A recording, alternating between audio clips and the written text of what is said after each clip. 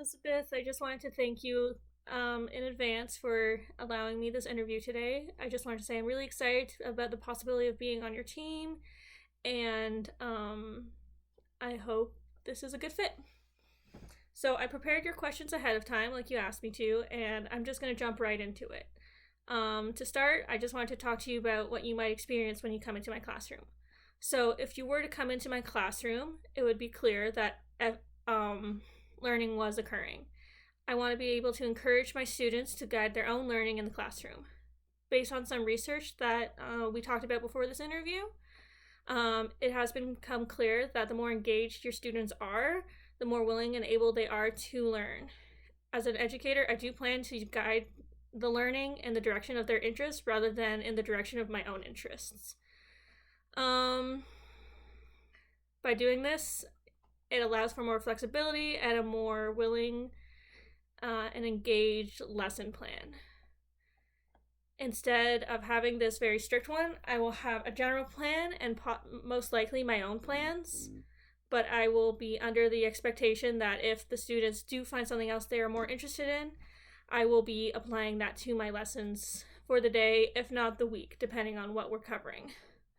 By doing this form of guided learning, it can help to expand the topics that my students are already interested in. For example, by seeing students participate in open play where they can choose what happens, I can expand on this and on their experiences and lead it in the specified directions that I actually require them to go to. For example, I believe we talked about rainworms, for example. On rainy days, we see hundreds of these worms emerge from the ground, something that we would never really see any other time of day. Because of this, students could be willing and excited to just do something that I would never think of, like creating their own worm habitat, where all the worms could be transported and protected from stomping feet, because we all know that someone's probably stepped on a worm at least once in their lives. One activity I've come across was, like I said, the worm habitat, and it could be expanded on by asking students what else they would want to learn about the worms, and I could extend their learning from there, talk about the worms' natural habitats, how they help with gardening and the plant life cycle, and just stuff like this. I also wanted to focus on presenting the 4 guiding frameworks in my classroom, and I'm just going to explain to you how I would do that. So the first one, and you'll probably notice it throughout all of them, which is very important to me, is belonging and contributing. I want to be able to ensure that everyone in my classroom feels like it is a safe place, that they feel comfortable and welcomed. I will ensure this by encouraging both interactive activities and one-on-one learning. I think this is important, especially for some students' mental health, because they need to understand that they're not going to be pressured to do something that they don't want to do. But I also understand that it is imperative to establish these social skills, especially in kindergarten, because it affects the rest of their life. You have to be able to be social in order to succeed.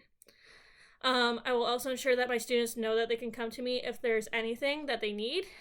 I think it's just really important to have an open communication line, just to ensure that everyone feels safe, that they're welcomed, and they're accepted. Next, I just want to talk to you about problem solving and innovating in my classroom. Because engagement is such a big part of this, I think it's important that the students are interested in the subject matter that they experience. And I do know this is repetitive, but this is why I want them to lead my lessons rather than the other way around. Because if they're interested in something, I can build on that while focusing on the specific curriculum guidelines.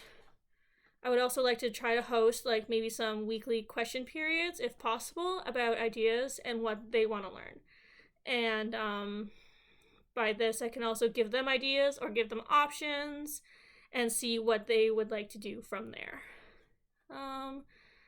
That way I can understand and see what they might be most interested in while still focusing on what is required in the curriculum.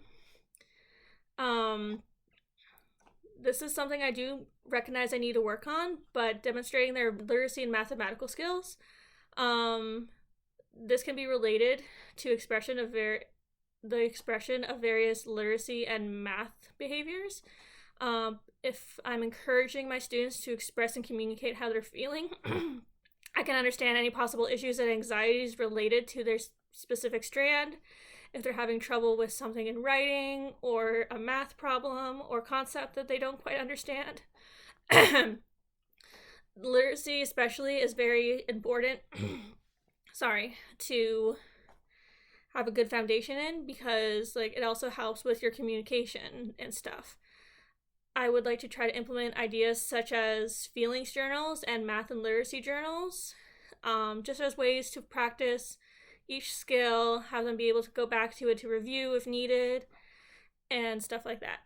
I'm also going to make sure to show my own enthusiasm about these topics, because I know for me especially, they were less favorable for me in school. So I want to try to make them fun, try to do books, try to encourage engagement, videos, any of that stuff that could make the learning fun. And the last of the sections is the self-regulation and well-being. I believe that it is very important for my students to feel safe in the environment and that they're comfortable communicating in times of need, especially if it revolves around coping. I would like to have areas specifically dedicated to their well-being and self-regulation, as well as have some visual aids that help them understand what they may be feeling, as well as some of the books and other coping mechanisms. It's important that the students know that they're not alone with these feelings, which is why books can be a big communicator, as they can understand how they feel, as well as how someone might be feeling similar. Lastly, although I talked about this throughout, the environment is a really important factor in my classroom. If you were to step into it right now, it might seem kind of bare just because we haven't actually started the semester yet. I believe that the classroom should grow with the students, and it should be them and their work that decorates the classroom. It'll grow based on their needs and what they wish to see more of or require more of developmentally. For example, my first goal as a kindergarten educator, or teacher I guess, would be to have them create an alphabet wall. Since the letters are the foundation of basically everything literacy in kindergarten, I think this is a good, important thing to include. But by seeing their letters that they decorated, they created on their own, they can connect more with it. And that is my philosophy for probably my whole classroom environment. It's just that it should grow with their needs, what they wish to see, and what makes them feel the most included within the classroom. It can also help create the sense of belonging as their work is posted rather than strange work or pre-printed things. Considering my resources or my bins, I don't want anything too crazy that hurts the eyes. Instead, I would plan to organize them by center and have one color dedicated to each type of center, such as literacy, math, science, and try to have those in designated areas just for storage, but have it so that they can go wherever they want when they need to. I will also try to create visual aids of the stuff inside the bins just to make it easier and more well organized. At any given time and day, I do plan to try to have some fluid learning aspect occurring. So it may be that they choose from the math bins, but they don't have, it's like fun math. And then they would have more options such as the art centers or more hands-on activities and stuff like that. All the materials will be placed at the level of the child because it'll be more visually appealing. Sorry, it won't be visual appealing. It'll be more functional for the students. And yeah, I honestly could go on all day about my classroom, but in the end, I want it to be a place for my class to grow and a place that everyone can interact and have it feel like home. I hope that this is a good fit for you and me, because I think this could be a great opportunity.